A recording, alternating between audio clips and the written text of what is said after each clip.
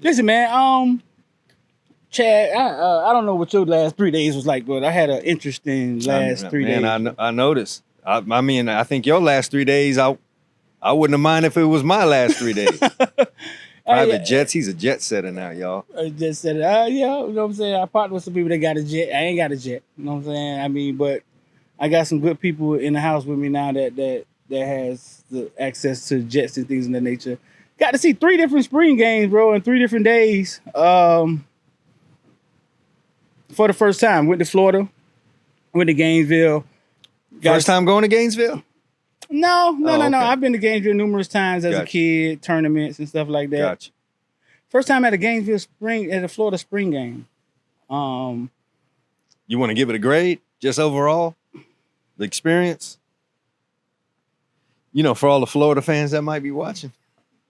Watch yourself now. I personally know they can be very difficult if they don't like the words coming out your mouth. Oh, you went to a couple yourself, huh? Yeah, I did. You went to I think like 6 of them. Yeah, about 5 or 6 of them jokers. All right. So, different thing. Miami is where people understand. Miami, you go to a game, it's all professional stuff. You got to get metal checked. A lot of times you got to have a ticket. The way they operate. We got to the Miami spring game? Yeah. Wow. We got to Gainesville. It's been like that in the past. You got to go through a metal. Well, I know. Well, the media, we go through metal detector. From the fan side of it, you know what I'm saying? I know if it's been years, Miami's had tickets. You got to have a ticket. Right. It's in a professional stadium. So you got this professional staff here that's used to dealing with professional events. Gainesville, we got out the car. We walked into the stadium like it was trash pile. The good thing, what's cool about Gainesville is you can just walk in that stadium at any time. You can just walk in at any time. If you go in there in like the middle of the week, you'll see students running the stairs and stuff like that. Are you going to field? Well, there isn't someone there to stop you per se. Uh-oh. You listen to this, Twan? I don't know. I don't know if you're supposed to be on the field, and I don't think you are, but you could go out there before maybe someone comes and shows up, but there's nothing to stop you. Right. So, yeah, it's open over there. Well, that's what I realized with the game. We just walked in and I had never experienced it like that. We sat down. They came out. It wasn't packed. Yeah, it's not Nebraska, not Lincoln, Nebraska, where they're gonna have 90,000 folks packed in. I thought it was like that. I thought it was Gainesville people was crazy about their Gators. Yeah, but not to that point where I think they're gonna pack the house for a spring football game. I mean, I went to those games and they never packed the house. They never packed the house. I mean, it's Lincoln, Nebraska. You know, Lincoln, Nebraska, there's literally probably nothing to do on that date. They have that date circled. So Gainesville is still Florida, man. You know what I mean? I guess this game. You can find some water somewhere to go jump. Yeah, they got in. Outback in the Longhorn. Yeah. Okay, so oh man, I'm gonna slide right out the shot. Yeah, so listen, we go in, they get started. And I watched the game, pretty good game. Kamari Wilson did his thing. I like Kamari. Kamari's a very aggressive kid. Andy Jean, kid from here, played pretty well at Florida, freshman. And I think that's a big deal. You're at SEC, you're a freshman wide receiver. For you to get some catches and you know what I'm saying? Sure. You should be buried somewhere. Right. Well, I don't even know if it's like that anymore. You don't think so? Freshmen. Talk to me. What you think? No, they really love freshmen now. You know what I mean? College football, and the power programs, they really love freshmen. You know, that's who's getting all the NIL money anyway. And they're always trying to boost them as the next best thing. You know, it's a new shiny toy. So they're not as hidden as, at least in my day. In my day, as freshmen, you were to be seen, not heard. You know what I mean? That type of deal. So they pack you away, unless you were, you know, super upper echelon type. And I don't know that it's like that anymore because recruiting has become such a big thing. Right. So they're trying to continue all of the hoopla and the big name of the recruited kid, and here's what he's doing as a freshman. I think there's more of a push to that now than in the years past. Right. Yeah. So that, but I think they hit the defense kind of beat up on the offense up in Gainesville. You saw, I think Lane Kiffin or whatever put out a tweet where it was 7-7 in the fourth quarter. Lane Kiffin is he's a different. He's an irritant. He's a different character, though. But he does it in like a happy kind of a way, so you don't get too mad. But he is jamming that Swiss Army knife into your kidney, and you kind of won't even know it's happening. But yeah, I mean, he's definitely a different character. But yeah, the defense kind of got up on offense, and the offense kind of struggled. So we got up out of Gainesville, came back to Miami, then went to Miami spring game. Okay. Like I said, Miami spring game is in Pink Stadium, huge soccer stadium built, you know what I'm saying, in Miami. Nice stadium, nice complex. It's always like a man, that's in Fort Lauderdale. Hey, look, all you folks in Broward better get on this man about saying Pink Stadium. Drive Pink Stadium. Get on me, why, dog? Like, what? Drive Pink Stadium is flat black, highlighted in pink. But there was a freshman that got off that, 2 freshmen that flashed in that game, but another wide receiver, which was Ray. Yes. And I have been talking to people about Ray. I compared him to Tyreek Hill the other night on the space, and people were saying really? Santana. Yes, I did. And people were saying Santana Moss. But I just told them what I saw in practice was like something that we hadn't had here in a while. Yeah. And when you see it, you kind of realize, holy crap. Stands out. Right. It's a comet. Right. You kind of realize, like, oh, crap. And it was good to see him do that in the spring game. Right. Rather than it be, oh, well, he does this in practice, but when the lights were on, we didn't see it. Right. You saw all 5'9" of them not wanting to go down. Right. Just the heart and the determination that he plays with. I think he had like 140 yards, something like that, 150 yards receiving. And then on the other side of the ball, another guy who looks kind of undersized. And you can kind of talk on that because Bain, physically he looks undersized, but his technique and his hands, the way he can play with his hands, man, makes him kind of elite. And he had 3 sacks the other day. Yeah, I did see him, wreaking havoc. Yes, he's undersized. He's a freshman, so he's got time to put the weight on. But you are correct. Right. He does have technique. He just has that knack of getting to the quarterback. And sometimes that's just what it is. I whether it's determination or just an innate ability to be able to defeat that man in front of you and get to that quarterback and affect him. Some guys have that, and he seems to naturally have that. And, of course, all those other skills will continue to get developed. He'll get developed in the weight room. He'll learn more football while he's there. So sky's the limit, really, for him, it looks like to me. Right. Yeah, well, we all thought it would be, but it kind of started. Yeah, it kind of started the way we all thought it would start. Yeah. But when we say undersized, I mean, to me, when I think about size, I think about height a lot of times too, and I'm not thinking about. Yeah. He's like 6'2". Well, that's obviously not going to change. Although I mean, he said not going to change. I will say this: I played with a guy that kept growing taller while he was at Miami. A guy by the name of Yatil Green. He came in. He might have been about 6'1". And man, I swear he was 6'3" by the time he got up out of there. So it's possible, but I understand what you're saying from a height standpoint. Right. He's not the traditional edge rusher type.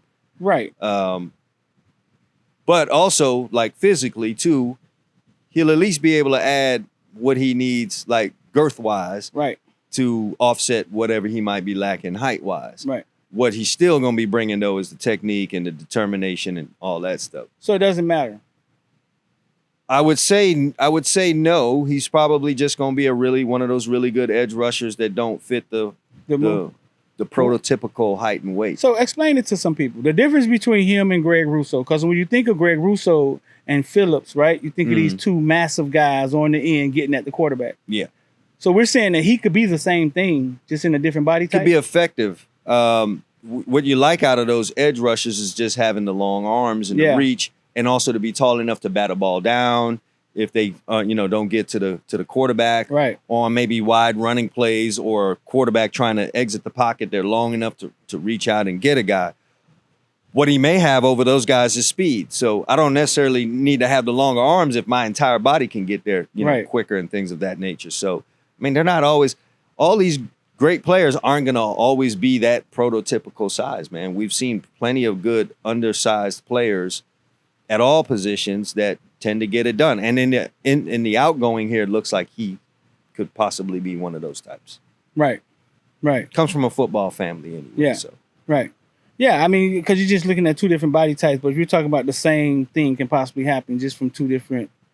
And that happens. You know, we're going to see that at the quarterback position, or at least we hope. Right. We're going to really see what Bryce Young is going to do for all guys in the 5'11" family. He's holding. I know there's a bunch of them just like, please, Bryce, go in here and do something. Please let this us. happen. Oh, please. I'm going to have to start running these routes and backpedaling and playing DB like they've been telling me to do for most of my life. So he's Kyler Murray size, right?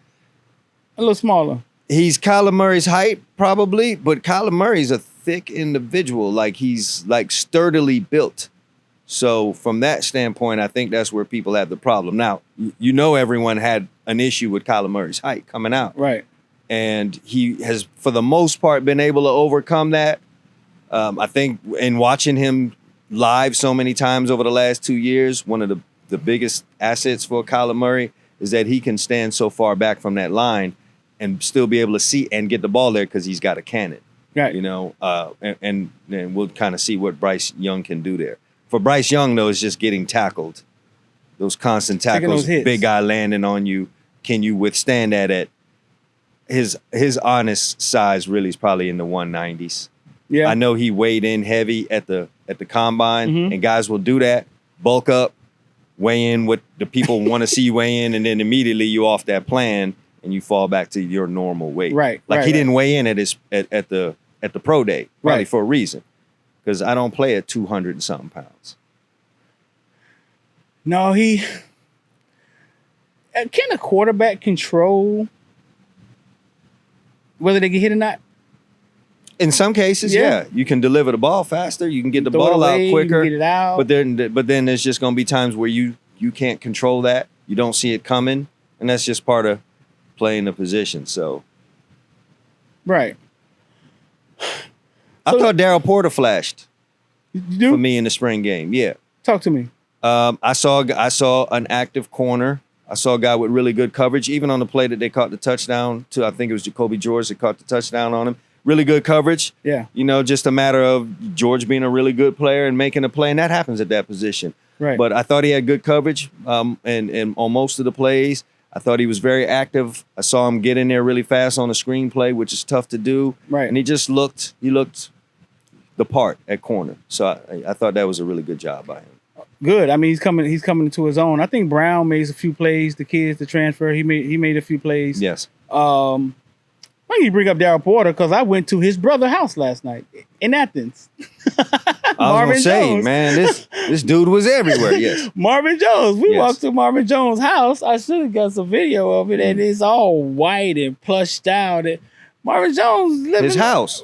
It was an apartment. Okay, it was an apartment. It was an apartment. The new college football is lit. But it was fly. And Marvin Jones told us that he once played quarterback as in youth football at West Pines. We thought that was pretty funny. But him and Darrell Porter are brothers, right? They're brothers, half brothers, or whatever you want to call that. Two NFL dads, too, by the way. Yeah. You coach with Porter. I coached with Darrell. Darrell's dad, Darrell Porter Sr. Shady Tree. And Shade Tree. Miami Northwestern. I mean, the younger group won't know, but that's a scary looking human when he played. Yeah. I saw that up close. It's like he had his dad Jets jersey framed on the wall. Oh, did he? Nice. Living out, yeah, man. Marvin living clean up there in Athens, Georgia. But anybody else on defense flash for you?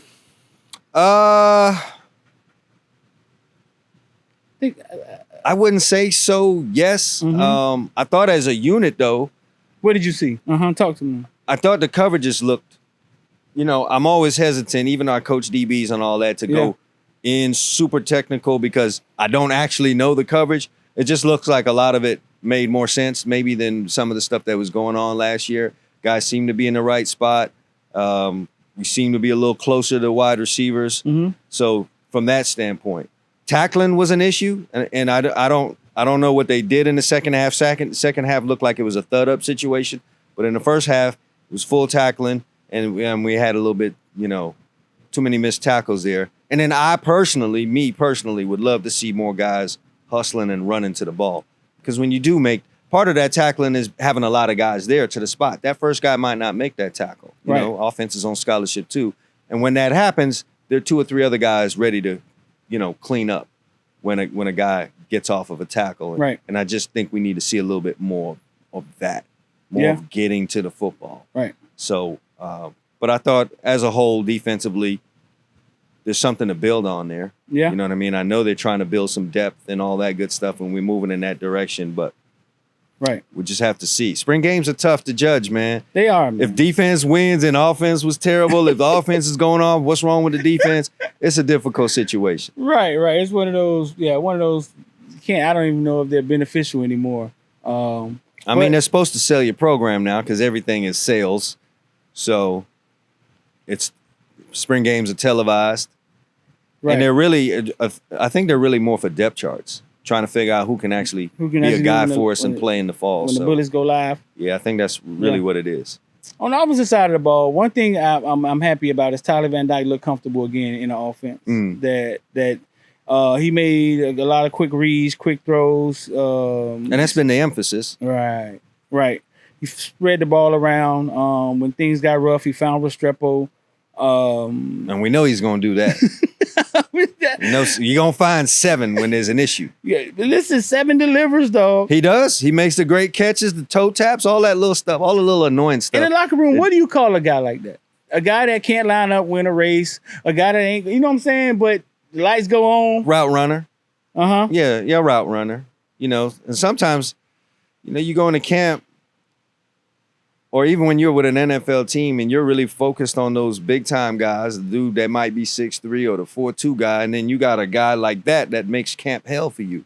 Yeah. Because he's just an amazing route runner, and he's beating you consistently, and you never know where the hell he's going to end up.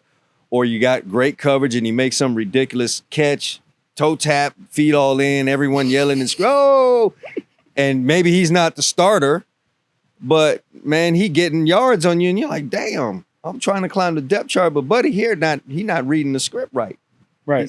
So he looks like that kind of player. Really supreme route runner that has all the fundamentals really down like that. And I think that's really what Miami needs to be about. We need to be about that right now. Just as a whole, the whole team just really be so super solid on fundamentals. So when you come and watch Miami play, you know that it's really great coaching.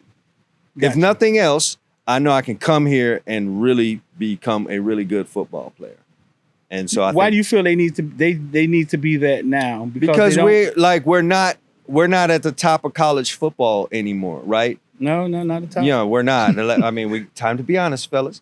We're not Georgia and Alabama and Clemson and Ohio State in terms of the stature in college football. But I think if I was a kid coming out now, I would be saying in my mind, where can I go and become a really, really good football player? Because my ultimate goal is to be not just at the next level, but excellent when I get there.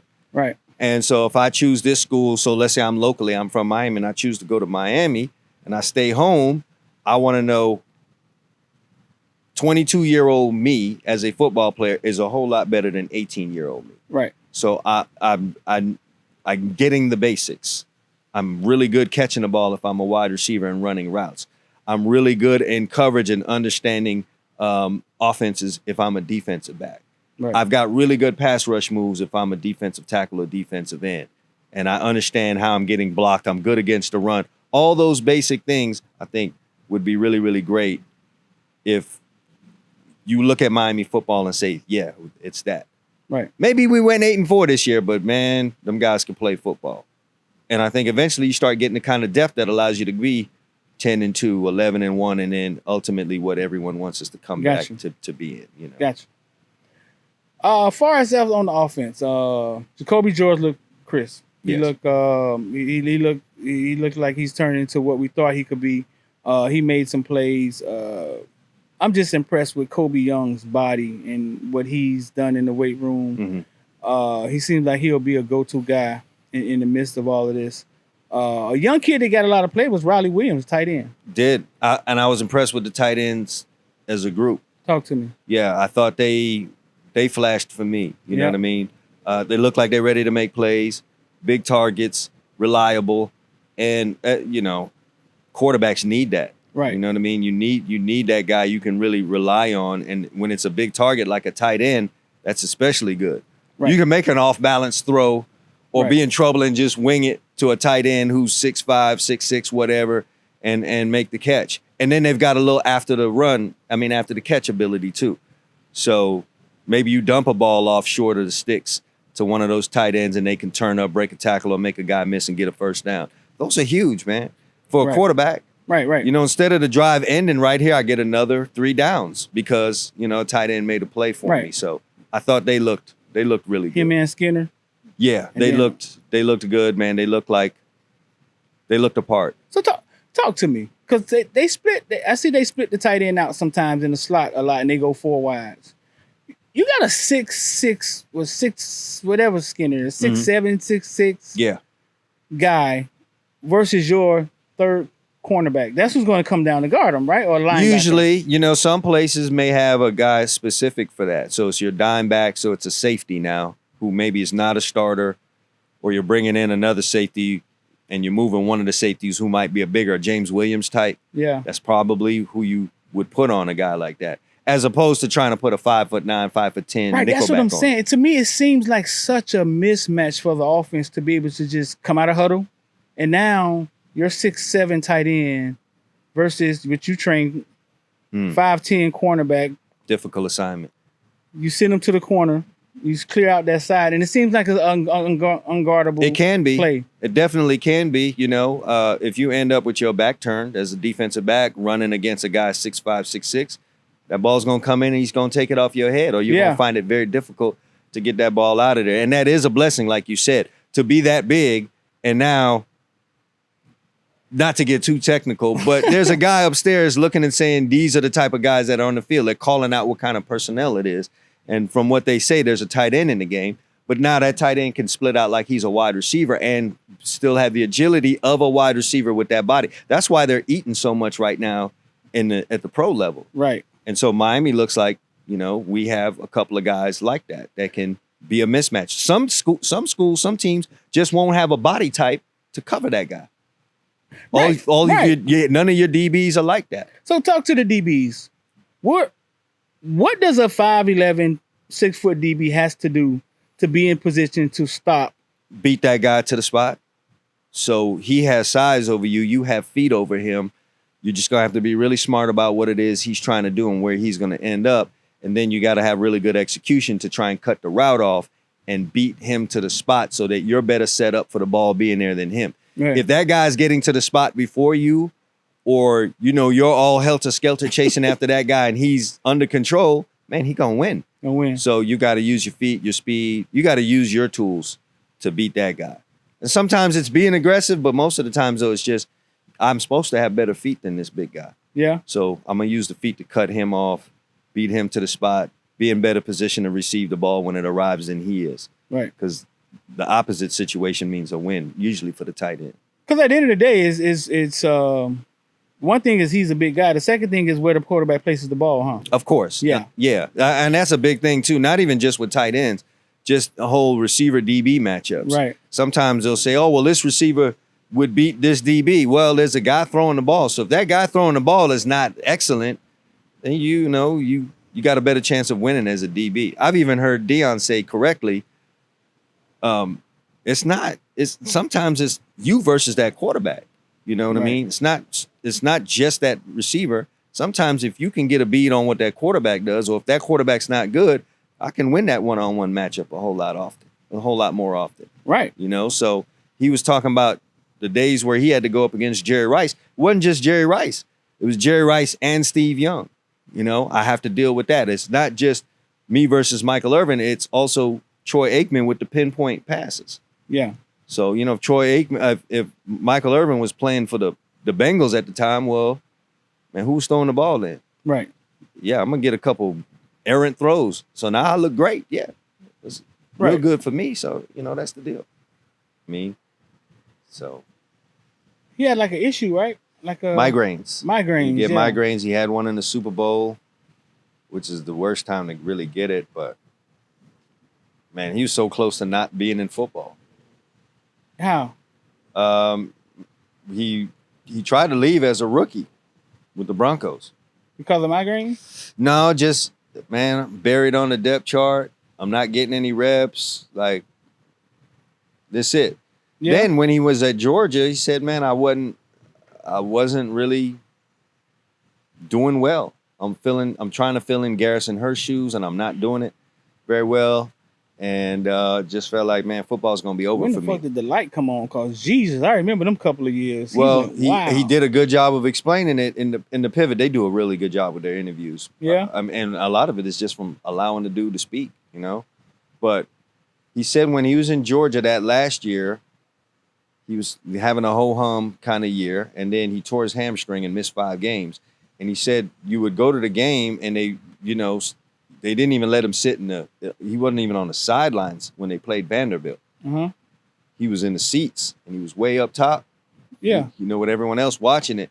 And he just had this feeling like football's probably going to be over for me, man. But when I was healthy and playing, was I giving it everything? Can I say that I did everything that I could do? Mm-hmm. And his answer was no. He said he promised himself, when I get back off this injury, I'm going to be able to answer yes to that question. And if everything that I did was not good enough, I'll live with that. I'll be able to live with that for the rest of my life. And he said he went back. They put him at fullback because Hines Ward had been playing tailback while he was gone. In Georgia? He was fine, yeah. And he said he didn't care. He went in there at fullback, and whatever they did, when they gave him the ball, he ran hard. When he had the block, he went in there and was smashing dudes. It's a different mindset. Yeah, smashing dudes, doing whatever he had to do. Time, that's just all and he said he felt free. He felt free, and he played well enough to get drafted, albeit late. And then, yeah, man, when he got to Denver, he wasn't getting no kind of run. Yeah. And they were in Tokyo playing against the 49ers, and they needed someone on kickoff. Put him in at kickoff. And, he was of the mindset of, man, I'm getting ready to walk up out of here anyway. He said he tried to leave Tokyo and just be done with football. But they couldn't understand him. And, yeah, he couldn't understand them. So he wasn't able to get a plane ticket up out of there. So he played the preseason game. He said, my mindset was, I'm going to go down here and knock somebody's head off. Whether it was a blocker or the guy that got the ball. He said, kicked it off, and no one blocked him. And he seen Tyrone Drakeford with the ball. He said he got to get it. And he said he ran through there, form tackle too. And I remember seeing it. Because he had played every other position in high school. Yeah. Nose guard, defensive end, ran through there, form tackle, boom. And Mike Shanahan was like, who's 30? This dude on your roster now. Yeah, hey, get him some action. He said that's the first time coming off that John Elway really said anything to him. Damn. Can you imagine that? Years later, I dare say Terrell Davis got John Elway them damn Super Bowl victories. So he said, yeah, from that point, he started getting reps. And that motherfucker ran hard. But man, just kind of went from there. Man. He explained that part. He said in Little League, first place they put him was guard. And he kept pestering them about playing running back for whatever reason. Last 2 games of the season, the second to last game, they were blowing somebody out, and there he is asking again. It was like, man, go ahead. We'll let you carry the ball. Went in there and wrecked them 2. Scored 2 touchdowns, 2 carries. Next week, started. 5 touchdowns. How does coaches not see that, dog? Man, it happens. It happens. I had a guy at U School that I coached at corner named Rashard Kazi. I don't know if you ever remember. Mm-hmm. He was at PPO playing offensive line. And he said the running back that they had didn't come to practice one day. And they needed a running back. Put him back there. I guess he was of the linemen there. He probably seemed like the one who could maybe do something. Toss play. Gone. Man, run that shit the other way. Gone. But he never got his position back. Hey, so the moral of the story is, man, don't miss practice, bro. Sometimes get over cigars as quick pitch. He got Wally pipped, and for people who don't know who that is, that's the dude that didn't play a game, and Lou Gehrig came in and played a game, and that Wally Pipp never got back in there. Lou Gehrig just took off from there, and the legend of Lou Gehrig was born. So a lot of people are born like that. Sometimes it's like that, man. I can't say I've been right on all the kids I've coached. Something happens. Yeah. Man, like when that chocolate fall in the peanut butter and they say that's Reese's. Sometimes it just happens, man. You got 60-something kids out there. You ain't gonna be right on all of them. Right. I had a dad at Little League. I wasn't a head coach then, but the dad was a cool dude, and I learned a lot from him. Because, you know, some of them parents would come at you with anger. That was their way to go. He said, "Hey, Chad, man, you know, I gotta tell you, man, Garrett, the place we came from, man, he was a running back. And I gotta tell you, man, the kid was pretty dope." And he talked like not like he was his father, but like he was a dude in the stands that had watched the kid play. He separated himself from being his dad. He goes, "Yeah, man, he could really tote that ball, man, and I think he could do some great things for you, man. The kid really got a talent for running that ball. I mean, I ain't telling y'all what to do, but I mean, if y'all need a running back, man, I'm telling you that kid got the skills." He did that to me twice. So after the second time, I was just so impressed with his presentation. Man, I went to the head coach. I'm like, "Listen, man, Garrett, that's Garrett over there. I don't know if you knew, but he on the team. Yeah, he don't look like much, but the dad swears he's badass running back. He sold me. I'm just trying to sell you."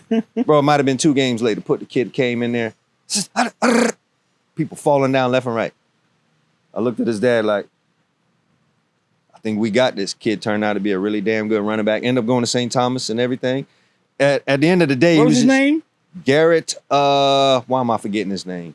Just Garrett was the first. And then it's just opportunity, though. Yes, bro. He never really got burned like for colleges because he was mad small, like 5'6", 5'7" kid. Yeah. That's why you would overlook him in the first place. But bro, he can run the ball. Yeah. Yeah, he could definitely run the football. Just one of them things to think about. You ain't always gonna be right, man. The thing happened on the high school level. I did though, like later on in my college career, high school coaching career was like find what a kid really can do well and have the kid do that. Yeah, have the kid do that. You know, and if they can master that, maybe, all right, well, what other things can he do? But at the end of the day, I really need you. You can rush the passer, do that. Right. Do it. Because if nothing else, mentally, they feel like I'm doing what I'm born to do. Right. You know, you and I are adults now. When you feel like you're doing what you were born to do, you're unstoppable. Yeah. And you up at midnight. Seamless. Yeah. I mean, that's Footballville for you, right? Tell me you didn't been up midnight, 1 a.m. thinking about something else you could do for Footballville. Man, this man be up 3 o'clock, 4 o'clock right? all night. Now you just talking about stuff. Now, man, you also did corrections. Yeah. You wasn't up 1 a.m. like, man, how could I? I was up at corrections midnight thinking about what I could do with Footballville. Yeah. All night shit. How I could stop working in corrections, right? Because you didn't feel like that's what you were born to do. This was a job. So that can happen to kids on the football field. Right. You know what I mean? This is football thing's just a job. You know, they got me playing linebacker, and I really think I should be rushing the passes. So this is just my job. And then they come there every day like that. You literally see them get out their parents' car, walking, holding their pads, but they holding the pads like it's a lunch pail, and they about to go on a construction site. And, like, you know, and they just... I've seen kids switch their position, and bro, just how they come out the car and walk to practice is different. Right. It went from, I go do this practice at 6 o'clock. My dad want me to come to practice too. Sup, yo, what's up? Yeah. Then they out there killing it. They doing. Kids that can actually play? Yeah. Oh, wow. Like, all right, you had them in the wrong position. Wow. And there's a job for them, and they know they don't belong there, but this is the job that, you know, the flip side is, like, some kids will be in a position they supposed to be playing in, and they think they supposed to be doing something else, right? And they have that attitude. You can't do nothing about that. Right. Hey, listen, bro, I know you think you should be a tailback, but, bro, both your toes, your feet point out this way, and you got fat ankles, and you just, man, you're going to be a 300-pound kid. Let's stop playing around. Fat ankles mean you slow? Fat ankles mean, man, if you got fat ankles at 8, you probably going to be a 300-pound gentleman when you get older, man, you know? Fat ankles. Yeah. So listen, man. And your mom ankles big too, bro, so. So listen. So back to Miami. We're going to wrap up Miami. We're going to end in Georgia, but. Because we could do that here, because we've been on private jets. You finished? Yeah. The other two quarterbacks, Jakari starts off slow. Mm-hmm. I'm very high on Jakari and what he's going to do for us in the future. Then he got warmed up throwing the ball to Ray Ray. It seemed like everybody got warmed up throwing the ball to Ray Ray. And Emory Williams comes in. Emory Williams is one of these kids that was underrated. Miami evaluated him. Didn't take Rashada. Rashada got out of here. Ended up taking Emory Williams. It was one of these things like, oh, here we go again, taking the 3-star quarterback. Goes in the spring game, makes some throws, and all of a sudden, he's the savior. The fans are happy. It's crazy to me how we forget how things start. Oh, yeah. Fans will definitely and then how they're delete going. their tweets. You know what I mean? They'll definitely do that. I will caution people and say this. A spring game is a spring game. Yeah. And, I mentioned it earlier, second half, they were thudding up. It was right. a little less. It wasn't even tackling, right? Yeah, and it's not just the fact that they're not taking them to the ground. The energy starts to fall off a little bit. And, Mario did that for whatever reason he had to do that. I'm not knocking that. It's just the energy falls off a little bit. So I wouldn't go too far. He did flash and show some good things. But fans, calm down. That what you saw there is totally different than actually doing it again. And we had a chance to see that last year, right? We had injuries at quarterback, right? And guys went in the game, and I'm sure fans were, super high and thinking the guys are going to do this, that, and the third. It's different when you actually get in the game. Yeah. So the good thing for him is we got Tyler and we got Jakuri there, so he's going to have a little time to marinate, mature, and come along. Right. But Jakuri, listening to him when he was here last week, he's saying all the right things, and he's going to put that work in. It's just not quite there yet. Right. Making the reads, getting the ball out, and feeling comfortable with my first instinct is not to take off and run with this ball. It's to come off of that receiver or that read that's not there and move to the next one. And that's going to take some time. But he seems so willing to get there. And if he does get there, yeah, well, it might be something like anything we've never seen that at that position at our school before. Oh, really? Yeah, we've not had that. You sat next to him and you saw him, you heard him talk. I could hear it and not only hear it, but feel it. Some guys will pay lip service to stuff. Yeah. They putting something out there that they just want people to feel about him. But I could feel the words and that he's really willing to put that time and effort in to be that quarterback that maybe he feels like people don't think he could be because we stereotype guys so much. I also think he sees a future in it. Yeah, because right. I mean, he sees longevity in. Yeah, man, all black kids playing quarterback right now is watching the Lamar Jackson situation, right? And they probably, if they're smart, looking at, okay, I see what this is about. Separate the whole black and white thing. If you are running around with the ball, they're not so willing to really just break the bank for you, right? You know what I mean? Because they're worried about you being injured or not being able to run the offense, right? And so he's smart enough to recognize that and realize I need to make some changes there and transform myself. Right. But he's so physically gifted, it's like they always gonna be that thought in the back of what if he did run and take off with the ball? What a monster he could be. You're just gonna have to resist that. Right. You think it's something that could be learned? Yeah. Yeah, it is. We watched Michael Vick do it, right? Yeah. When he got out of the trouble that he was in and he got to Andy Reid, man, people don't realize Michael Vick was in that pocket throwing the football. Right. He was doing that, going through the reads. Now, you had an all-time coach doing it for him, but it can be learned. First, it takes a commitment from the player. Mm-hmm. And then second, you got to have the right person there to bring all that together for you. What it is you want to be and a person there to make that a reality. Right. As with anything in life. But. Right.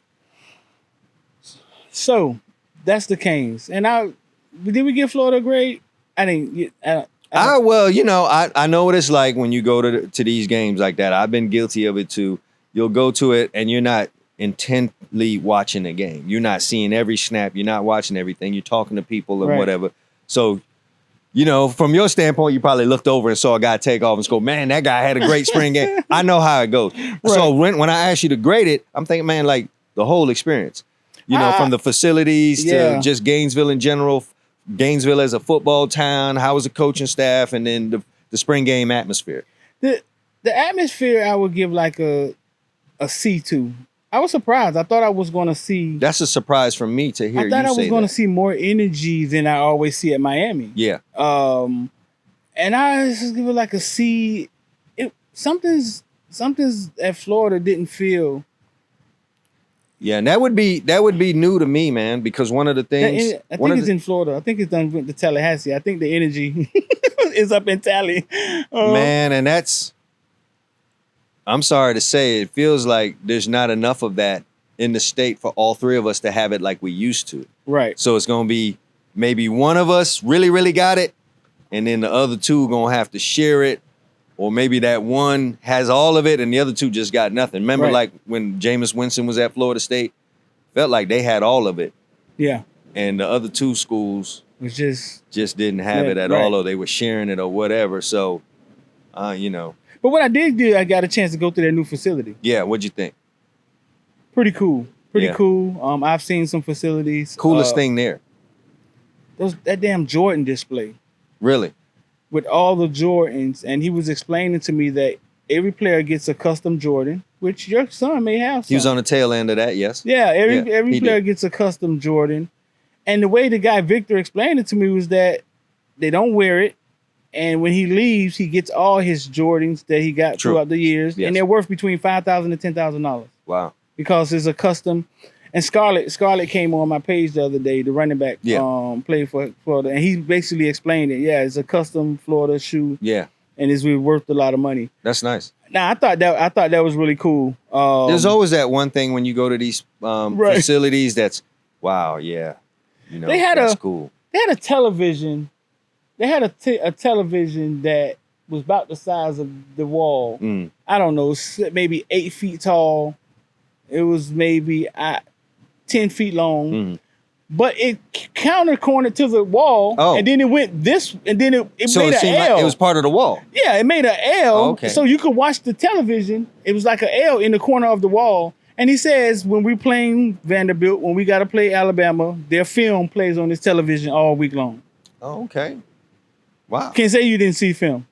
At no point in time. Is it the, well, I don't know if you did. Is it the film or like a TV copy of the game? He said it's the film. Really? It said it's right by the locker room, there by the locker room.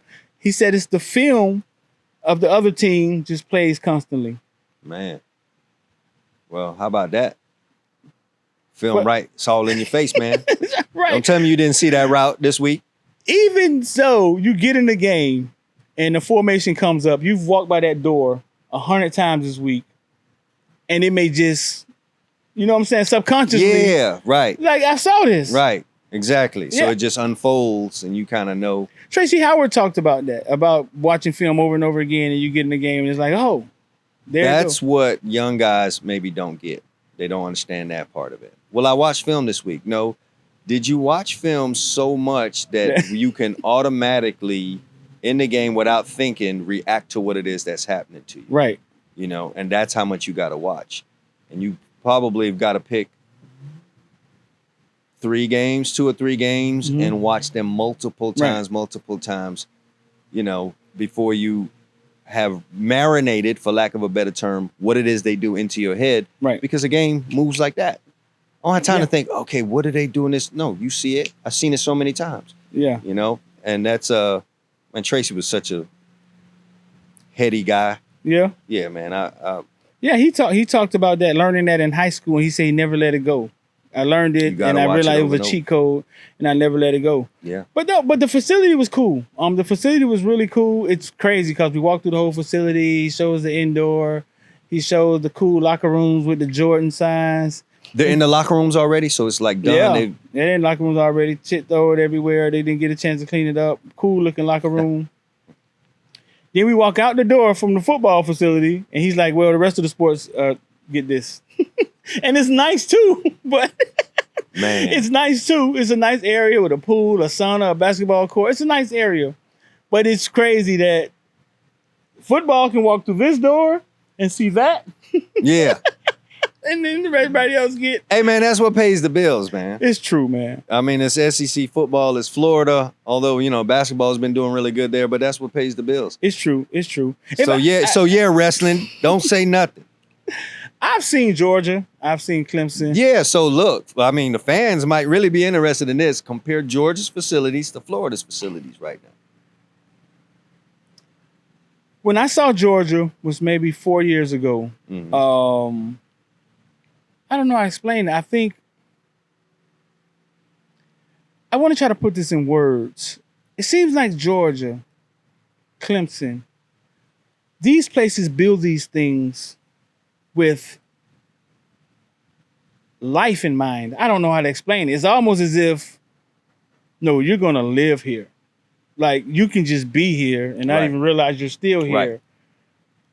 You don't have to go anywhere for anything. Right. Gainesville, it's nice. What they built is cool, but it comes across as a huge Dave and Buster's. That makes sense? Gotcha. A great place to be, right? But I don't know if you could do it every day. Clemson facility looks like a resort. It looks like you could just...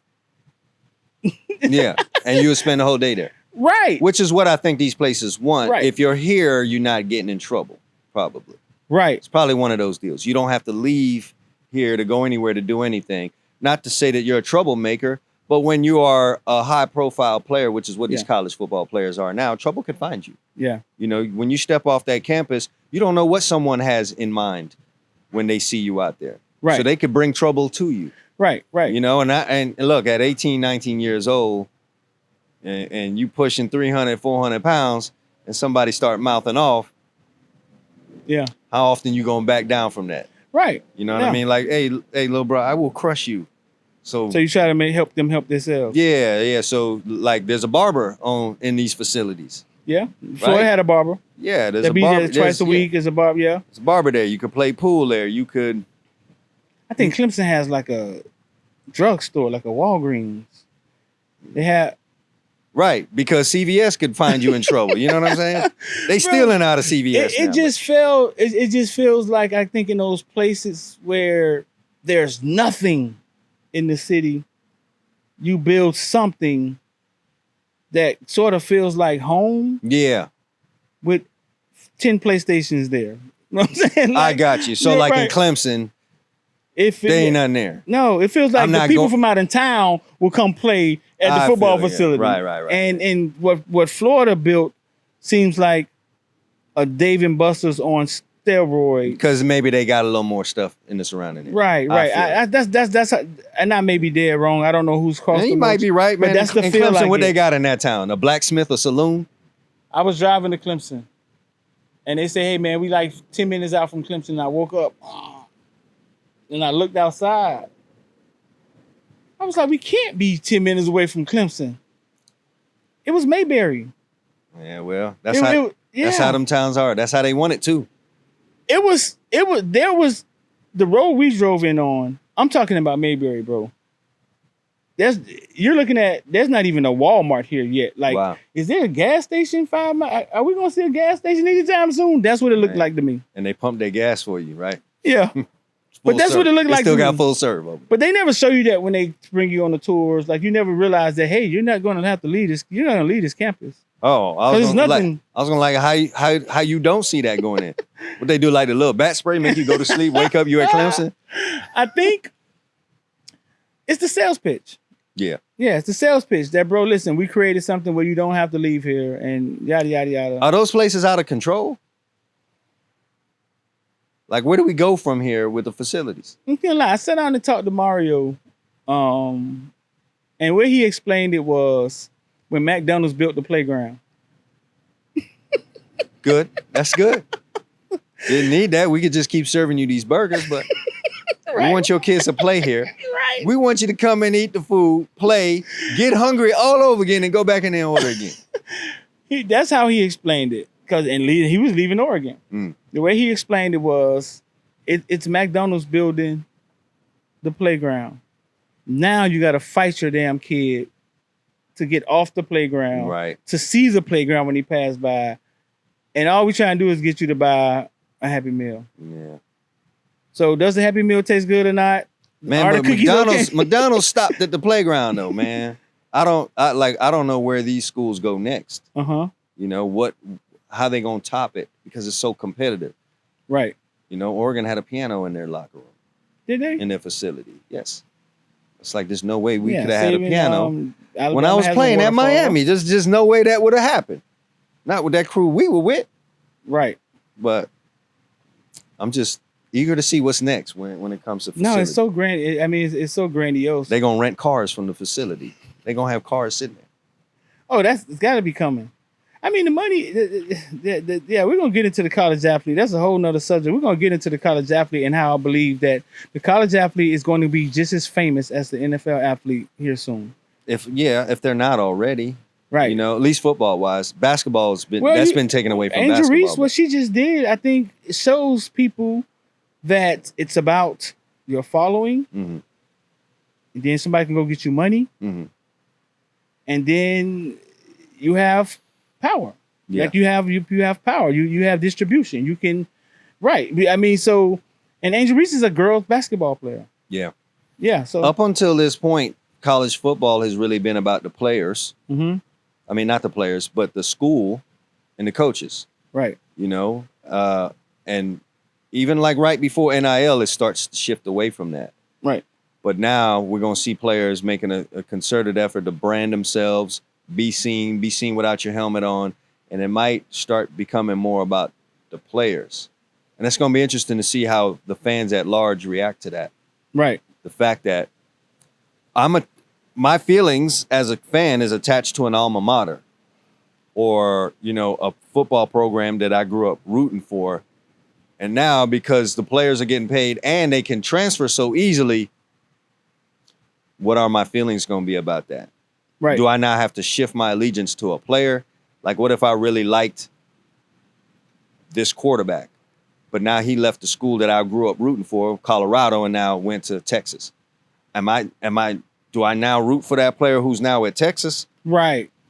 While he's playing at Texas, so I want him to do well at Texas. It's gonna be tough to break, bro. And I want to see Texas win, but I've hated Texas all my life because I liked Colorado or whatever. Like, how's that going to work? We accept that at the NFL level because it's professional. That's gonna be tough. Yeah, man, think about that. Especially in some of these cities like Texas A&M, College Station, LSU. They Streeter, check me out. Uh-huh. You love Frank Gore Right. at Miami. You saw him as a freshman. You saw what he did. And he came in that second year and he killed it. Third year, killed it. Fourth year, you love Frank Gore now. If Right. there's a poster, you might have bought it. Fourth year, he go to Florida State. What you gonna do, man? I don't know if I'm the right person to ask because I from the can't old school? root for Miami and root for Frank Gore. So is it, man, screw Frank Gore, or is it, damn, I'm capable of rooting for Miami in a game. That's yeah, bro. That's what fans gonna be faced with. I'm capable of doing both. Like I could root for Miami and hope Frank Gore be successful. Except for that one, but most that fans, one weekend when they play in Miami. I think most fans are so emotionally attached to it is F. Frank Gore. Yeah, man, that's kind of what it's been. But that's this generation right now. Does it change? Yeah, does it change? Right. Because, man, I know from my own little personal experience. I grew up a hardcore Los Angeles Rams fan. Like, man, love the Rams. There's pictures of me with a little raggedy Jack Youngblood 85 jersey. Love the Rams. And then they get Eric Dickerson. So that's just, man, great. The greatest running back, which at the time running back was the greatest position, really. Right. So the greatest running back in the game plays for my team. And then he leaves. But my mindset was, man, screw the Rams. Because all you had to do was pay that guy, and he was the team. You didn't. So, man, I found myself I like Eric Dickerson, so I transferred some of my allegiance to the Colts. I'm actually wanting the Colts to win games on Sunday when I never cared about the Colts. First of all, you're in Indiana, and you got a bland uniform, and I never cared about you.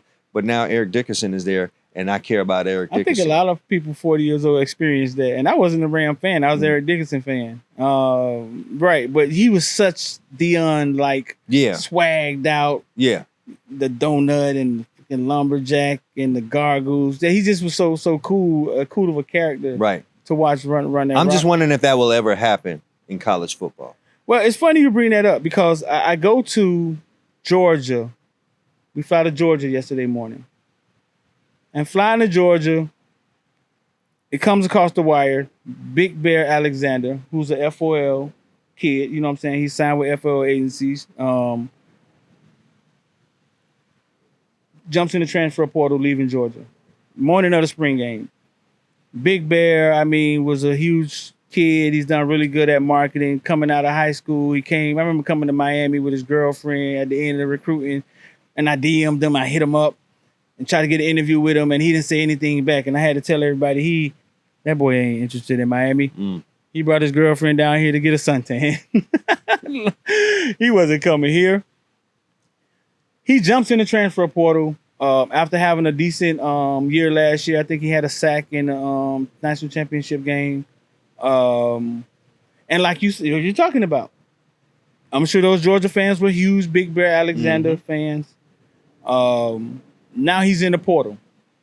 And we were in talks with him too. We're gonna try to get him to announce where he's going on FOOTBALLVILLE. And well, they actually said they will announce where he's going on FOOTBALLVILLE. So that'll be huge. Yeah, that's big. But now he's in the portal. You think Georgia fans, who's on top of college football, give a damn? No, and he hadn't been there long enough for you. anyone to attach their allegiance there. Well, I think the allegiance doesn't that happen in the recruiting process? Oh my God, the emotions in the recruiting process are so. Yeah. You think it resets once they get to campus, right? No, because man, you see when a kid decommit, how they get? Yeah. Like they'll egg your house if they knew where you lived. So yeah, I'm not even saying like this current generation. Yeah. I think as the generations come along, there might not be as much of an allegiance to a school as there will be to a player, because now the players are able to be out front. Right. Before it was, that's a helmet and shoulder, almost like the player rented that uniform. Once you out that uniform, all right, bro, I'm on whoever in your stuff next, right? But that's not going to be the case, because NIL and marketing and building your brand, and these players are going to have identities.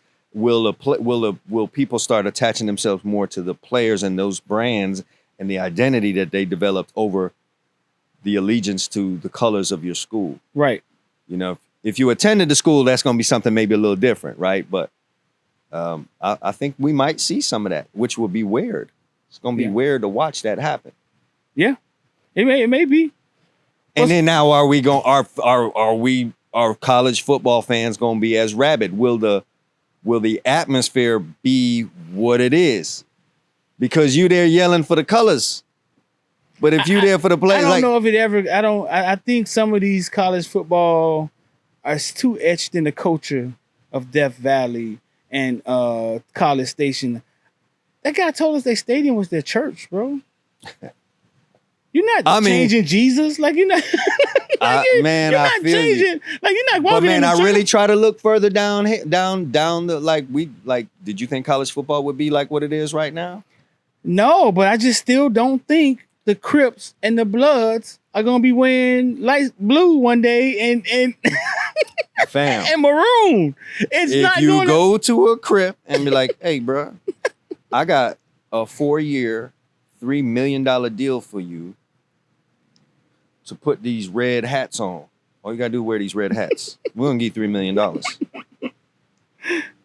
They love money, right? Yeah. Money changes stuff, man. It changes things. So it does. You might get a hardcore Crip out there with a red hat on. He ain't trying to let the homies see it, but as long as I get paid. But you ain't changing the culture. You ain't changing the whole. You're not gonna get all of them on, and that's what I'm saying. I don't think you get all of College Station in line. No, because they're still old. Yeah.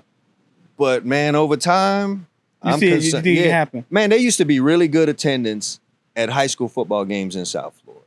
Mm-hmm. You know, it was community. It's about community. We supporting the local school, right? Dillard is playing Ely. Man, all my Dillard folks is going there. All my Ely folks is going there. It's about that. But bro, we had a point now where a kid at Dillard could easily go over and, well, let me not say that. A kid at Ely could easily go over to Dillard. You know? So what am I really rooting for anymore? You know what I mean? That's a good example. Yeah, it's like, all right, what I'm going to these games for? It ain't even about community anymore. This kid's in Fort Lauderdale going down to school in Miami. This kid's in Palm Beach coming to school here.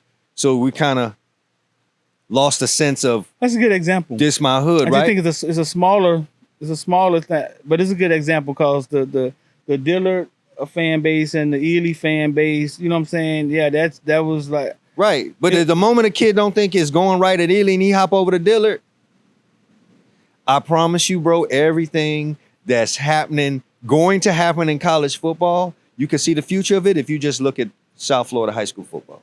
You think so? Oh, yeah, man. That transfer portal, what's going on in the transfer? Bro, tell me that ain't been happening here for the last 10, 15 years. It has. Yes. ESPN, CBS going on. You're looking live and they create that. Yeah, we don't have that. But you're not going to stop that. So that's what's going to be hard to stop Clemson from being Clemson. And College Station, you're looking live at College Station. What if them promotions turn into this player versus that player? Then I might be in trouble. Right? Then you may be in trouble. The powers that be might like, but man, we're going to get more burn if we say that this game is pick a guy. You know, it's CJ Stroud versus Bryce Young. Mm-hmm. Not Ohio State versus Alabama. It might turn into that. They say it now, but it's not the singular focus. I think it has a lot to do with how they portray, how they put the game out there. I'm one big creative Footballville. I love watching teams walk out. I love watching them in the tunnel. I've watched American Heritage a few times. Y'all come out the locker room and I'm standing like some creep, standing in the corner, and I want to watch y'all walk out. And then all of a sudden, the mainstream ESPN, they started doing it. Mm-hmm. They would catch the teams coming out the locker room now and they'll walk them to and you don't just, you know what I'm saying? They started doing it. And I used to always say to myself, man, did I? Yeah. No, I know listen, that. I used to always say that to myself. Did I give them my idea? You never know. Because they never used to show, they may show you in the locker room. Then they're going to show them running out. They thought that was grandiose to see the. But now they catch them with the boombox coming out the locker and you can see them walking. And I always thought that was cool. Maybe Footballville has something to do with that. I don't know. You never know, man. And with social media, someone can see your idea, something you did. Of course. They've taken my stuff plenty of times. And dupe it and never. ESPN has taken my stuff plenty of times. And one time they did it, I'm almost sure they was trying to give me an attaboy. Oh, yeah. They took it. They didn't ask. But they allowed the part they took, the guy to say, yeah, I watched Footballville. Okay, cool. And I was like, hey. That's big burn right there. Should I be mad or shouldn't I? Like, what just happened? Yeah. Like, what just Max happened? Preps has done that to me a lot. Really? Yeah. Yeah. But, you know, of late, they'll tag me. Oh, they should have been tagging you. Well, I don't. It's funny because when they think you're nobody, then they treat you. Maybe that's but why when they realize, me. He's serious about this. Maybe that's why they tag me. But like even a post I did last week. Yeah. If they think you're a guy that's just making videos a day and then next week you won't be making them and then in 2 months you'll make them. Yeah, they won't respect. But they realize you're serious about it. They'll give you your. Yeah, maybe that's all it is. I think maybe it's so. nothing sinister. You didn't send I need to roll up on Max Preps. You didn't send him a DM? I'm not that type. I don't know, bro. It's weird. I mean, I'm not unless it's like crazy. Yeah. You know, I'm more apt to send someone maybe something for All Eyes DB Camp. Yeah. Like, I don't really never show my whole drills unless it's something super generic. I'm careful about that part too. But yeah, if you clearly like dupe some junk, hey, bruh. Like, if you gonna borrow something, at least tell people where it came from. Which is tough for trainers to do, you know. Right. Because you're in competition with me and I got to go say, I got this from that trainer. Oh, okay. Well, who is that? I want to go to him. You know, it's tough for them. You think that's how that works? I don't think necessarily that's how it works in the mind of the player, Person? But the trainer thinks that. Right. Yeah. So listen, as we get to Big Bear, Alexander, we're flying to Athens. And one thing I realize about these cities, we fly in, it's always a small airport. You get off, and wherever you fly into is married to the college. Mm-hmm. At Athens, they have a huge tower with the big Georgia. At Florida, you see a Gator. And I'm like, oh, these schools are etched into the fabric of the city. And that's one thing I spoke to Mario about. Like, the Hurricanes aren't etched into the fabric. I don't think that could ever happen of Miami. Could never happen, I don't think. I think anything you want can happen, Chad. And that's I'm gonna explain to you how. I think it's just marketing. If Ruiz comes through, right, and he has $1 billion. That's what you want to focus on. I think that we saw the Miami Heat. What would that look like here? As we sit here amongst these palm trees and this great breeze and people doing these all really great activities that we could just see right beyond the camera shot right here, and a town where you have the Miami Heat and the Miami Dolphins. My starting offense, billboards running down 95, and my starting defense, billboards running down Palmetto. Start there. I know what you're saying. Big business here. You're not going to take over airport. No. But I could take over something if I just put the money into it. And if you have to ride past it every day. So you're basically saying more etched than it is, just maybe not etched to the point of a Clemson. Right, where it's almost like the airport wants to be a part of Clemson, or maybe Clemson built the airport. Okay. Maybe Clemson I can built understand the airport. it.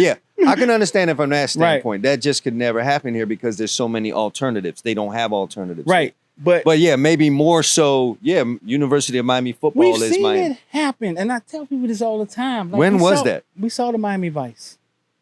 Miami Vice became a part of Miami. That might be why thousands of people are here in the first place. And that's no lie. That show brought people here, man. So we've seen it. Okay. If we saw them, and I can name a few more of them. You know what I'm saying? We've seen things happen in Miami that have became Miami. I think Will Smith them almost did it with what's the movie called? Bad Boys. Bad Boys. If they would have kept at it, it becomes. So they're showing you the blueprint of how you take the city. Because I think people coming to the game is just no different than you becoming Miami Vice. I think the Miami Heat were close with LeBron was here. They were trying. But I think it's a marketing thing. Those billboards that Miami put up, man, get your whole starting offense and let it run up 95. Your whole starting defense, let it run up the Palmetto. Let people know you're here, bro, winning or not. And if you do get it on track, then you invested into what you were trying to do. The whole unit or one or two key guys? Man, the 7-on-7 team, the skill players. The skill players. Yeah, because then that's the next decision to make. What would have more and pop? then maybe you can have one with the O-line on it. I don't know. Yeah. You know, what would have more pop? Unless you like do something where, you know, the whole unit gets pub. But personally. All I'm saying is if you want to take something, you take it. I probably can name a few things that like Luther Campbell, like I think did some things that became Miami. We needed the music with it though.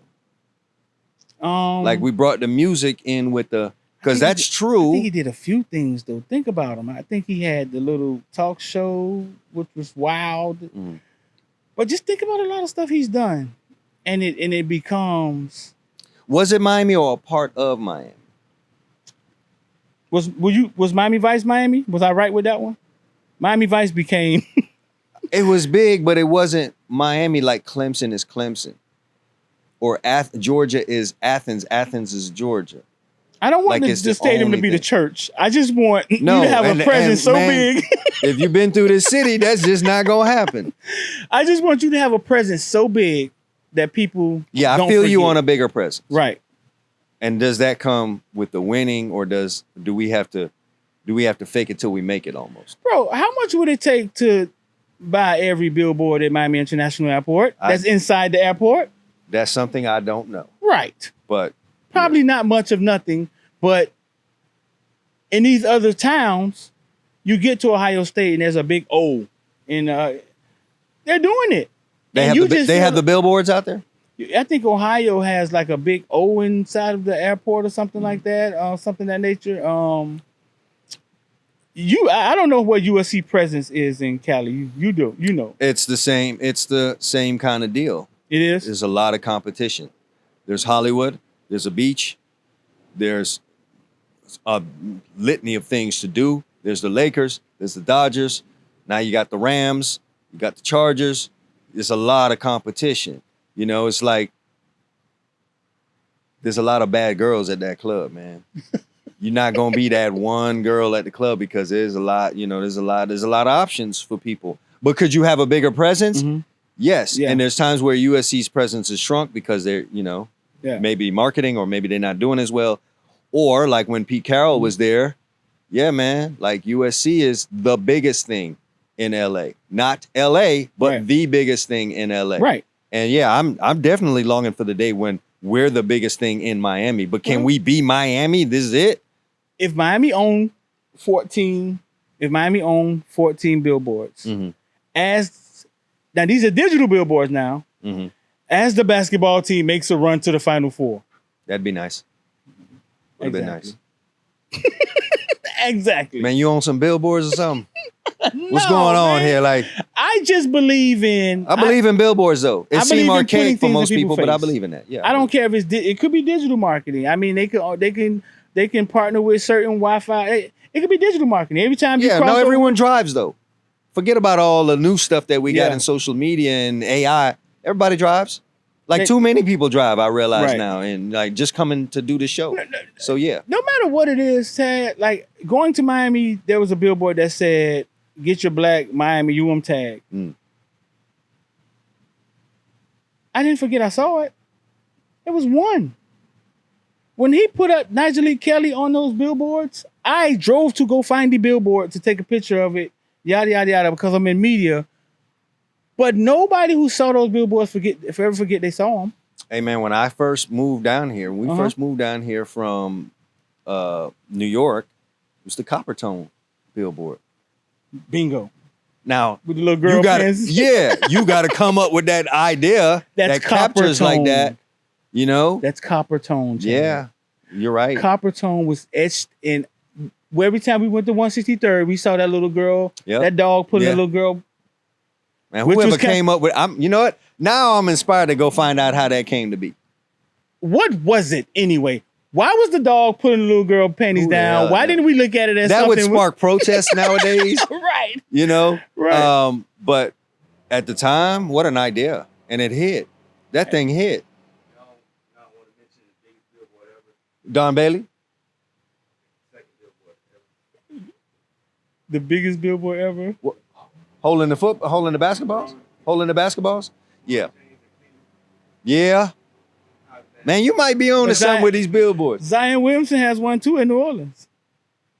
And it can't be generic. It's got to be, you got to really have a concept. Bro, listen, marketing is marketing. You could take Miami if you wanted to. But I don't think every marketing genius you better win, is though, that on level of genius. Saturday. Huh? No. Do you have to win? Yeah, bro. At the end of the day, I think marketing is marketing. I think after December, you 5-7. Cam Kitchens says he gave a speech in the locker room. Men in black people walk around and they spray every Miami fan in the face. Spring starts again. I guess. Here's what I would hate though. I would hate for it to become more about that than actual results. It's funny you say that. That's how Mario feels. Because, yeah, man, it's going to be Mickey Mouse. That's the chain. That's the chain. 1980s Kane to 1980s Kane, and there you go. I feel you, bro. But, man, is go. Miami about that chain as we're down 20? Like, I'm telling you, as alumni, bro, that used to just run us crazy. Like, okay, we down 20. But y'all hella hyped over this chain right now. So the chain has lost its effectiveness to us. You know what else, too? I don't know whether it was by design, but people, I think the other programs, at times I feel like this was strategic. Yeah, they killed off our chain by watering it down. With a book bag. A basketball goal. A cap, a ring.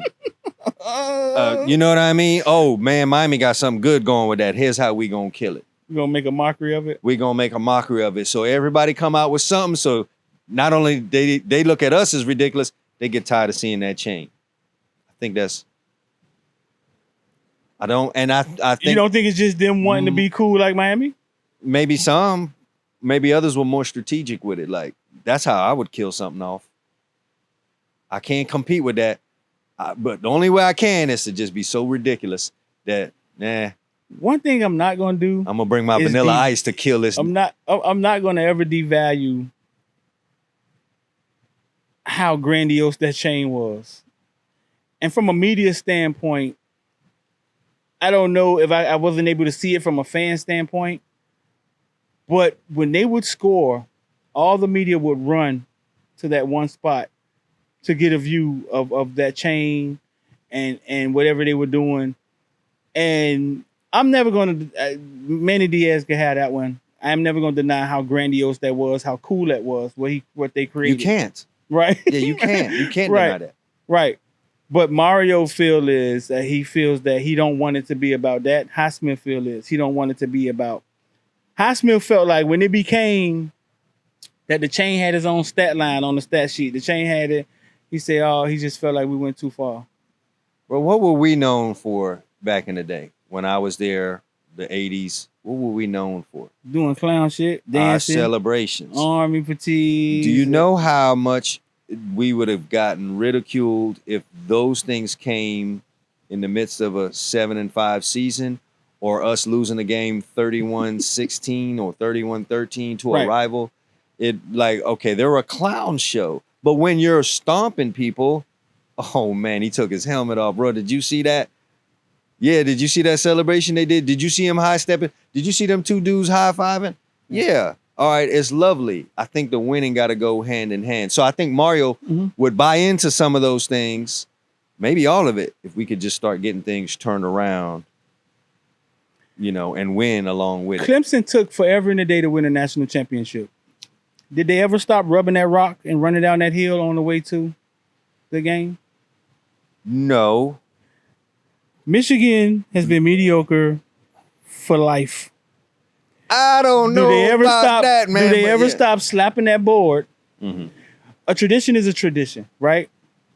Either you bout it or you not bout it, right? Well, our smoke's the tradition. Well, everybody stole the smoke. So yeah, the smoke, yeah. But so what I'm saying is you're gonna make something fabric of what you do, or you're not. When people start picking at it, either you're gonna stand on it or you're not. So you think the chain should have? You think the chain should have remained? No, I think Mario had to strip it, everything. Yeah. I think what he did, I think he did the right thing. He had to strip everything clean. But if you want something to be tradition, bro, there's traditions all across college football. All across college football. Teams still sing stuff in the third quarter. Virginia Tech has one of the greatest intros, and they've been mediocre. The whiteouts at Penn State. Yeah. The little jump around at Wisconsin. I get it. And they've never, you talking about places that don't. But it's like one thing. I think our one thing's that smoke. Damn, but they told me people done stole it. Well, they done stole the chain thing too. Well, it doesn't have to be one thing. All I'm saying is if you want to stand on something and these are your rules in your house, they become your rules in your house. I feel you. Yeah, that's all I'm saying. Everybody brush their teeth at 10 o'clock. That's what the Wilsons do. That become. I get you. And that's what I think a tradition is. No, I feel This is what we believe in. This is what we do. So listen, because we got to get Georgia out the way. Flying to Georgia, and you get to Athens, and it's spring day, and everything in the city is red and black, bro. See, that's just a different thing. You know what I'm saying? We go to Chick-fil-A. I don't know if it was on campus or off campus. You can't even tell. It's so much red and black walking around that city. There ain't nothing else in Athens, bro. I've been to Athens. Ain't nothing else. Ain't nothing Athens. Yeah. So kudos to them. Yeah. That's an advantage in this day and age. You walk in the stadium, man, and before I get to the stadium, you can see the third row, and there's people 45 minutes sitting in the third row. So Georgia spring game better attended than Florida's? Yeah, they put everybody on one side. Georgia did? Mm-hmm. Gotcha. 3 rows full on one side for the television or whatever. Yeah. There was nobody on this side. Okay. So TV-wise, it probably looked awesome. They retired the dog. Uga, number 11, got anointed. You know what I'm saying? No, it was more grandiose. You could feel, like I said, you could see the 6'3", 6'4" moms walking around. You can tell that baby's got to come from somewhere. You can tell that a different athlete is being bred here at Georgia, you can see it in some of the parents. But it's that feel, bro. And I always remind people of how it felt when Miami was good and you knew you were going to win the game. It's that feel when you're riding on top of college football and you're proud of what's going on. I always go back to when Miami played Alabama in Georgia and walking to the stadium, Alabama fans, not being disrespectful, but that feel of confidence, like, it's not going to be good for y'all today. Going to stomp y'all. Right. And there was nothing. I'm telling you, it's a great feeling as a player, too. Yeah. It really is. Right. The best person I faced this week was in practice. Yeah. It's really a good feeling. Right. You lived it. You lived it. And it's that feel at Georgia. It feels like they're on top of college football now. They was front running, out and running, and then NIL started, transfer portal started. They're bragging. We don't use all that stuff. You know what I'm saying? We're not really big on transfer portal. I don't know how true. Well, we're not really big on transfer portal, but I'm sure they're into the NIL thing. Yeah. But it's only because you were out and running before everybody else. Right. You know what I'm saying? Your engine was already running. Yeah. Different level of athlete, bro. 6'3" linebackers, 6'4" linebackers. Yeah, the ones that don't even start. Yeah. Backups. Yeah. We delivered a bunch of apparel to a lot of the kids because a lot of the kids that were FOL, they got to create their own logos, their own apparel. And we delivered a bunch of apparel to these kids, cool stuff. Some of the guys we didn't even play, bro. 6'6", 6'5", defensive ends. Had surgery boot. Smiles, 6'3" linebacker. And I know you have on your channel and then on your accounts talked about recruiting. I mean, do you kind of see what I mean? Like about what they feel like they need to go out and get when they go recruiting? Miami?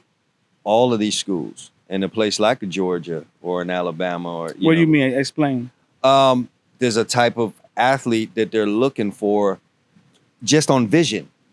You know what I'm saying? Right. So they want a 6'5", 6'6" defensive end. Right. And those guys go there and they're backups, right? Yeah. So if you're a 6'1" guy and you got crazy stats, I had 20 sacks last year. Georgia should be looking at me. Take a trip to Georgia, and the backups are 6'4", 6'5". They're grown men. They look a certain kind of way. Right. And that's what they continue to want to bring in there because that's what they've had success with. So it's very difficult for you to fall out of that cookie cutter that they know they've been successful with and say, hey, I should be there. Right. Take a chance on me. And especially the way jobs are won and lost nowadays, the way it's so quick for a guy to lose a job, it's very hard, man. So you walk around there seeing that kind of athlete. I would say this, some kids that think, right, from a distance, they're at home, and they think they should be at these places, and then they finally go and, they see it for themselves, they'd be like, oh, wow, yeah, maybe I don't really belong here. That's happened. You think that happens on visits sometimes? That happens to some kids. Wow. Yeah. They may not outwardly say it. I've seen some that have. Or you catch them 5-10 years later or after they never played college football, whatever, and be like, yeah, man, nah, I didn't belong at no Clemson, man. I didn't belong there. They're not going to tell you that at 17 years old. Right. But they get to 27 and they moved on with life. Like, yeah, bro, nah. Man, I'm talking about we went to go talk to Mims. Mims is the kid that jumped in the transfer portal last year. Went to Florida State. People thought he was going to come to Miami. His friend died. He had to go back home. But we're going to talk to Mims. And Mims, Amarius Mims, is every bit of, let me see, 6'7", 330. We ordered a pizza to his house because we were in a rush, man. We got to go get back on the plane. So we had to order the pizza there, get there. Comes outside, no shirt on.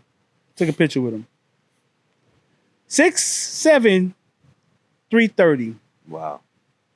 And if you said tag grid and tried to get away from him, he could run you down. Yeah, bro. There's no fat. There's no stomach. It looks like something that was created in a lab somewhere. Yeah, man. Created player on Madden. When you think of 6'7", 330, you're thinking that you're going to see a big guy. Yeah. He's standing outside with no shirt on. And by big, you mean stomach. Yeah. That's not what he is. Yeah. Like he played basketball if he just lost maybe 10, 20 pounds. Yeah. That's what's out there, folks. Right. And they're coming for your son. Right. So in your mind, if you think the defensive end is trying to get around a fat guy, he's not. Right. He's trying to get around Jack and the Beanstalk or something. Yeah, man. Green Mile. Right. Yeah. Right. Right. And that is the misnotion of what people think they're looking at. Man, you're looking at elite. And they're stockpiling. Yes. Top 1%, 5% kids. But one thing that was really interesting, now that we're talking about these huge kids, one kid that flashed yesterday was a walk-on. 5'8", 170 pounds, Michael Muse. At Georgia. Playing what, receiver? He's coming out of Gwinnett, Georgia. He was a first-team All-American, first-team this, that, this. So somehow, wherever he went, you know what I'm saying? He was from Grayson, Georgia, but he played for Gwinnett. He ended up walking on to Georgia. He's a sophomore. And he had all those accolades. Yeah. And he had to walk on. Right. Because I looked him up and I'm like, whoa, that doesn't look like walk-on accolades. But we talked to some people after that. He's a walk-on. Why? Why is he a walk-on? I think the game is changing. Let's just say that. It's 5'8". Yeah. They kicked the ball off to him, and they were doing the kickoffs where they kick the ball off, the ball goes, and then a coach hands you the ball. And then you run. Yeah. Bro. Ran the kickoff back. So I'm like, man, maybe they not tackling on the kickoffs, bro. They kicked the ball. They typically don't. They kicked the ball off to him again. And he was literally running faster than this is Georgia now. They're running at Georgia. So on top of everything else that they do well, you telling me this year some kid that's not even getting free meals in the cafeteria gonna be a problem on special teams. They put him in the game, fourth quarter, 2 or 3 catches. He ends up catching the touchdown. Talking to the kids, they're like, man, yeah, he's gonna have to. They're gonna have to give him some play. He's gonna have to get, you know what I'm saying? That was just impressive. Wow. And your whole fan base saw it. Wow. I'm talking about, man, running. He was running. Remember Dave Meggett, how those guys look back in the days? Yeah, you know what I'm saying? Like crazy feet. Right, running for his life. Yeah. Like, listen, bro. Probably literally. You want to do touch me. Yeah. it's over. Right. But he made a good showing yesterday. And another kid, Raylan Wilson, linebacker, had a pick six. True freshman, 6'2", 225 pounds. True freshman. And I don't know if you know what that looks like. You know what I'm saying? You do. 6'2", 225 pounds. A couple months ago, he was tackling your kid in high school. Big head, huge. You know what I'm saying? He linebacker. He had a pick six. That kid's going to make some noise. Dalen Everett, the cornerback, played damn good. Carson Beck. Dalen Everett's an FOL kid, too. Carson Beck, another FOL kid. The quarterback was supposed to have been in a quarterback battle. There's no battle no more. Yeah. He was just too smooth with it. He's the guy. Yeah. He grew up in Florida. He's from up north Florida. He's just too smooth of a guy. Also, Rosemeyer. I don't know if you coached against Rosemeyer, the wide receiver played for St. Thomas. No. He played well yesterday. Did he? Yeah. That's good. Yeah, he played well. Marcus Rosemary is his name. Marcus Rosemary. Yeah. He played well. But all in all, I think it goes to recruiting. I think it's when you start stockpiling that elite upper echelon, when you can get over and over a kid looks like James Williams. A kid looks like over and over and over and over and over and over again. Now that kid is going against that kid in practice. Yeah, and I'm going to go back to something I said earlier. I watched this happen at Alabama, right? And that's where, Kirby Smart came from, basically. Right. I mean, he's a Georgia grad, but he came from Alabama.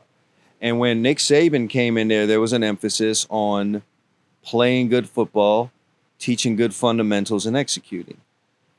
And what that allows them to do now, both of those schools at this point, is, you know what? I can go grab a 6'7" kid, 240, that looks gangly and not especially great on film, and bring him to my program, and I'm going to develop him into the player that I want him to be, because I know how to coach this player. I know how to get him right on fundamentals. Right. I know the stuff that he's going to need to do in the weight room. We're going to be really good at that. But the one thing I can't teach is 6'7". So I can take a chance on you. You had 2 sacks last year, but you're 6'6". Come on, man. I got really great coaches. What is it you have to see on film, though, in order for you to be like, okay, we could coach that? Because it can't just be size, right? It has to be something else. That'd be a big part of it. And then like a willingness. Okay. Yeah, I got to see some kind of a willing spirit there. Right. And that's going to be part of my recruiting. I'm going to talk to his coaches. I'm going to go watch him at practice, just kind of watch how he is. Mm-hmm. Is he a kid that just hasn't been coached yet? Or is he a kid that hasn't grown into his body yet? That's why he kind of looks like that.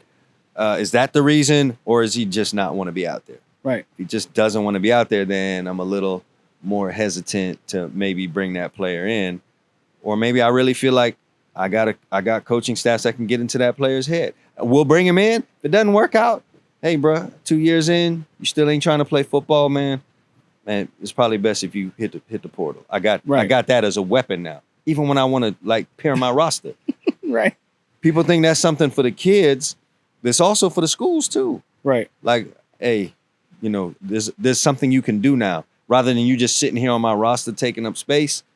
Hey, man, you could jump in that portal, bro. Go to UAB. Right? Go to West Georgia.